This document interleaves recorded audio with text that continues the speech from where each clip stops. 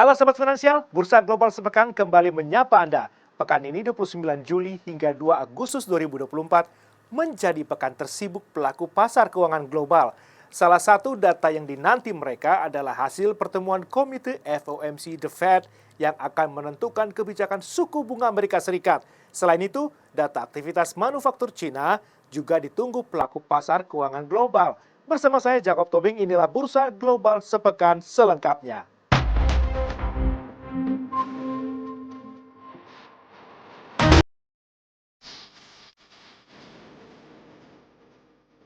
Rabu pekan ini, Bank Sentral Amerika Serikat The Fed kembali mempertahankan suku bunga acuan di level 5,25 hingga 5,50%. The Fed memberi sinyal kuat akan memangkas suku bunga pada pertemuan September mendatang. The Fed kembali menahan suku bunga selama 8 pertemuan beruntun setelah berakhirnya rapat Federal Open Market Committee atau FOMC. Bank Sentral Amerika Serikat ini mengerek suku bunga sebesar 525 bps sejak Maret 2022 hingga Juli 2023.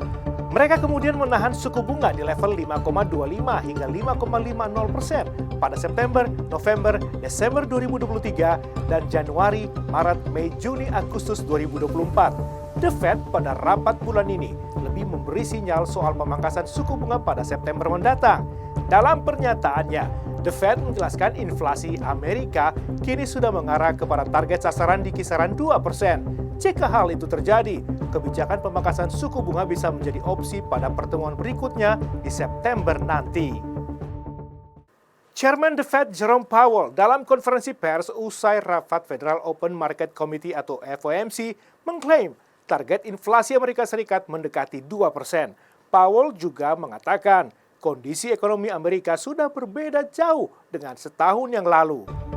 Menurut Powell, data inflasi pada kuartal 2 tahun 2024 menambah keyakinan The Fed terkait pemangkasan suku bunga pada September nanti. Pemangkasan suku bunga diperkirakan sebesar 25 bps. Powell menegaskan pemangkasan suku bunga sebesar 50 bps belum ada dalam bayangan The Fed. Inflasi Amerika Serikat kini sudah melandai. Sebagai catatan, inflasi AS mencapai 3% year on year pada Juli 2024, jauh lebih rendah dibandingkan Agustus 2023 yang masih bercokol di angka 3,7% year on year. Kendati inflasi sudah bergerak ke arah yang diinginkan The Fed, Powell mengingatkan masih ada risiko yang mengancam. Ia mengatakan The Fed akan tetap berhati-hati menilai data yang masuk dan menimbang keseimbangan risiko yang ada. Masih dari negeri Paman Sam, pelaku pasar keuangan global juga menanti data indeks keyakinan konsumen Amerika Serikat. Data tersebut naik tipis pada Juli 2024 di tengah kekhawatiran kenaikan harga dan ketidakpastian perekonomian global. Pelaku pasar keuangan global juga mencermati data indeks keyakinan konsumen Amerika Serikat yang dirilis The Conference Board. Data itu meningkat menjadi 100,3 pada Juli 2024, naik tipis dari Juni 2024 yang berada di posisi 97,8. Kemudian ekspektasi inflasi rata-rata 12 bulan masih tercatat stabil di angka 5,4% pada Juli. Inflasi masih menjadi faktor pendorong utama aktivitas konsumsi AS.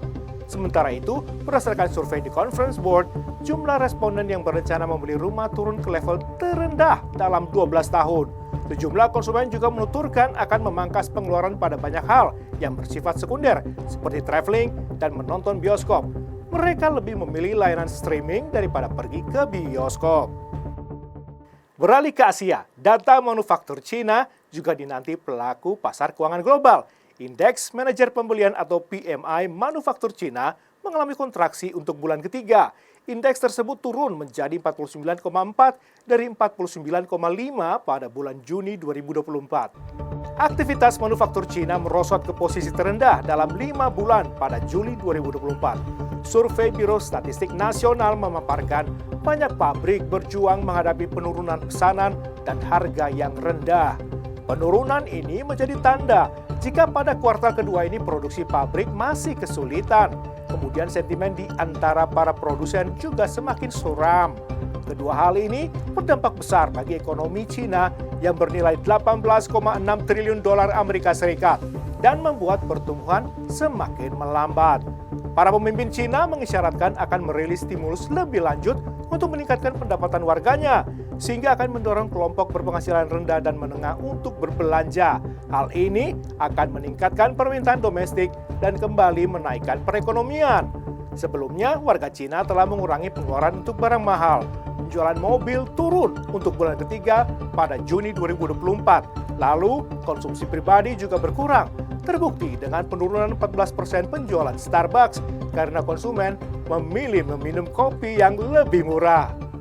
Perhatian pasar keuangan global juga tertuju pada benua Eropa. Output perekonomian zona euro naik 0,3% pada kuartal kedua tahun ini. Hal tersebut mengindikasikan bahwa zona euro telah melanjutkan pemulihan dengan laju moderat meski prospek untuk akselerasi ekonomi lebih lanjut masih belum terlihat nyata. Pertumbuhan ekonomi zona euro pada kuartal kedua tahun ini tetap stabil di angka 0,3%, tidak berubah dari kuartal pertama. Sementara itu, dalam basis tahunan, produk domestik bruto (PDB) zona euro juga tumbuh sebesar 0,6%. Artinya, perekonomian kawasan ini mulai pulih secara perlahan. Indeks komposit PMI zona euro pada Juli 2024 melemah di angka 50,1. Angka ini turun dari bulan Juni yang berada di posisi 50,9. Data zona euro ini pun muncul setelah Bank Sentral Eropa (ECB) memutuskan untuk mempertahankan suku bunga. Keputusan ini mengikuti perubahan kebijakan pada Juni 2024. Kala itu, ECB menurunkan suku bunga sebesar 25 basis poin yang menandai pemangkasan pertama sejak September 2019. Demikian sahabat finansial Bursa Global sepekan kali ini. Jangan lupa ikuti terus berita teraktual, analisa pasar, mata uang, serta investasi di portal berita kabarbursa.com. Atas nama kru yang bertugas, saya Jacob Tobing pamit undur diri. Sampai jumpa.